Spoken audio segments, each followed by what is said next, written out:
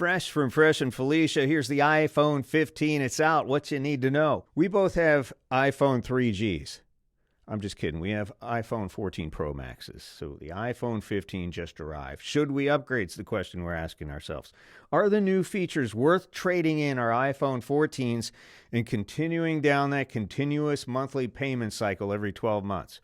Well, we decided to do some research to determine if upgrading our iPhones to the iPhone Pro Max 15 is really worth it.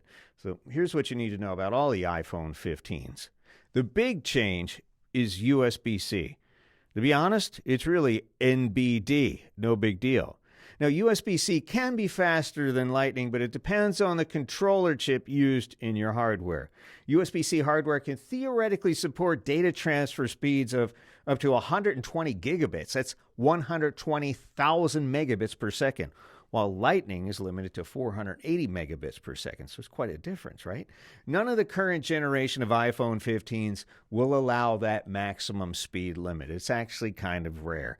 And sadly, the new USB-C ports on the iPhone 15 and iPhone 15 Plus can only support USB 2 speeds, which is about the same as Lightning. If you want the faster data speeds, you'll need to upgrade to the iPhone 15 Pro or Pro Max, which can support USB 3 speeds of up to 10 gigabits. That's 10,000 megabits per second. Still less than 10% of the theoretical speed limit, but 20 times faster than 480 megabits of Lightning. To be honest, most people don't take advantage of wired data transfer in the higher speeds. Now, if we have a lengthy 4K video that might take an hour to transfer wirelessly, we'll plug it in for the faster transfer speed. But I have to tell you that is very rare. We don't think, honestly, the faster data transfer speeds is a feature most iPhone users really care about. However, the new USB-C ports on the iPhone 15 are super convenient for hardwire charging. It'll be much easier to charge your phone on the go. When we travel, we'll be able to use the same charging cables we use for our iPad and MacBook Air. Now, here's the thing. Most people have already adopted Apple's super convenient MagSafe chargers, most of which are already USB-C. And direct USB-C charging isn't expected to be much faster than the Lightning ports on existing iPhones. So there's that. Another important feature, new cameras. Each generation of iPhone has improved camera technology. Since iPhone video and photography have already evolved to rival our DSLR cameras, many people use their phones as their primary cameras. We do. Improvements in image sensors, image processing, and lens technology are important to content creators like us, and one of our main decision points on deciding on hardware upgrades. Maybe that's the same for you too. Now, as with previous iPhone lines, the iPhone 15 features 2 cameras on the back, and the iPhone 15 Pro and Pro Max have 3.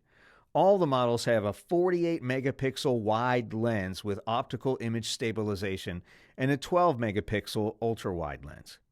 Now, capturing higher dynamic range 48 megapixel RAW images is still a premium feature reserved for the Pro models, but now every 15 can also record 48 megapixel files. Now keep in mind that since RAW images may be as high as, 75, 80, 90 megabytes in size, saving everything in RAW will quickly eat up a lot of your phone's internal storage. So that's important to know. The iPhone 15 Pro series adds coated lenses for fewer reflections and a 12 megapixel telephoto lens with a 3x optical zoom that lets you get a little closer to your subject. The 120mm telephoto lens uses something called a tetraprism design with 3-axis sensor shift optical stabilization. The 12-megapixel sensor with a f2.8 aperture in the iPhone 15 Pro Max's telephoto camera is 25% bigger than that on the one in the iPhone 14 Pro, so that should be a really good jump in telephoto quality. Apple's photonic engine and deep fusion technologies work together to boost image quality and add new camera features. One important feature only available with the iPhone 15 Pro Max, the 120mm telephoto lens increases optical zoom to a whopping 5x, which is pretty incredible for a device this size. Pro and Pro Max users do have the ability to set a default focal length, which is really interesting. Can't wait to play with that. You no longer have to switch to portrait mode for those cool, shallow bokeh depth of field shots. If your subject's a person, dog, or cat, your iPhone's going to know this and automatically capture depth information.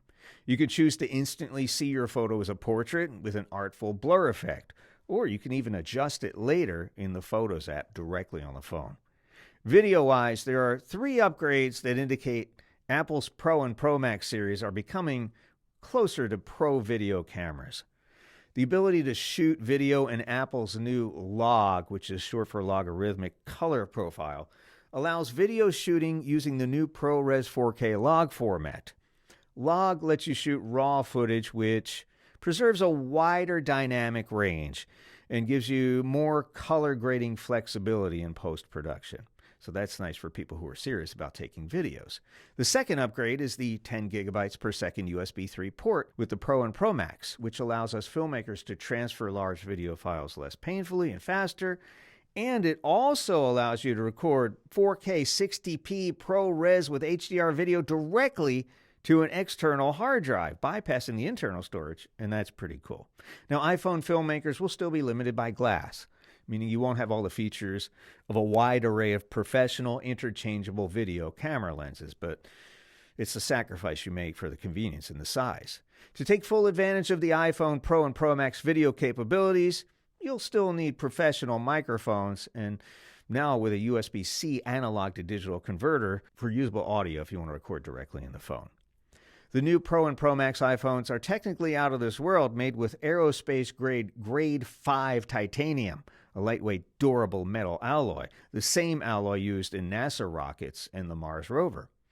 The new Pros have thinner bezels for slightly more glass on the front screen, which are still 6.1 inches for the iPhone 15 Pro and 6.7 inches for the 15 Pro Max. The titanium iPhones are available in 4 metallic hues: traditional black and white titanium, as well as a blue titanium and some kind of natural titanium that has this gray hue.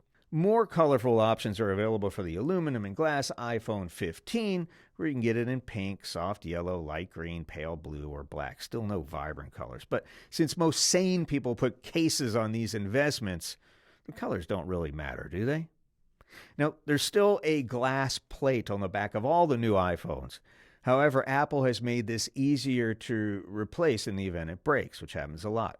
Apparently, wireless charging won't work through metal, so the back glass is probably here to stay, so it'll keep MagSafe working.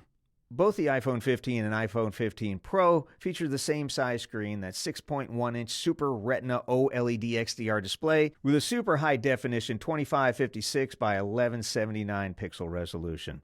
The Pro Series display features Pro Motion technology, which is really just a smart variable refresh rate between 10 Hz and 120 Hz, resulting in smoother motion in some videos, games, and just scrolling through pages, compared with a fixed 60 Hz refresh rate on the iPhone 15, which is pretty good. When you don't need the higher refresh rates, the Pro Series will lower them to conserve battery life.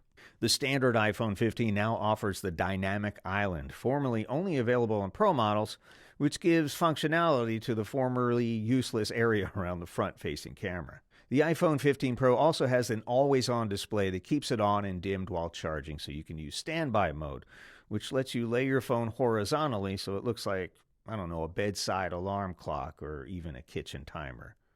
You don't get an always-on display with the non-Pro iPhone 15 series. There is another new feature on the Pro series, an action button that replaces that final mechanical switch on our iPhones that we've had for years and grown accustomed to.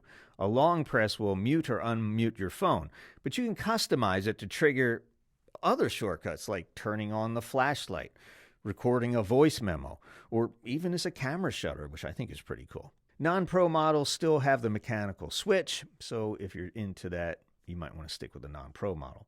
While the iPhone 15 sports Apple's A17 Bionic Chip, the iPhone 15 Pro features the A17 Pro chip that enables faster performance and theoretically PS5 console quality video games. We haven't seen that yet. We're looking forward to trying that.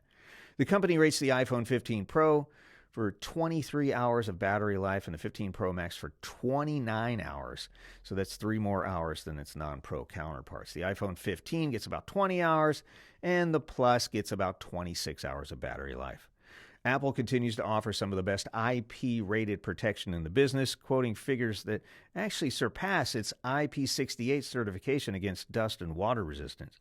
We've had these in pools with no problem. All new iPhone 15 ship with iOS 17. We installed the iOS 17 beta on our iPhone 14s and didn't notice a huge difference in the look or features. There are some new ringtones, some additional widgets and photo features, and some more AirDrop options, and a few other minor improvements that we could really live without.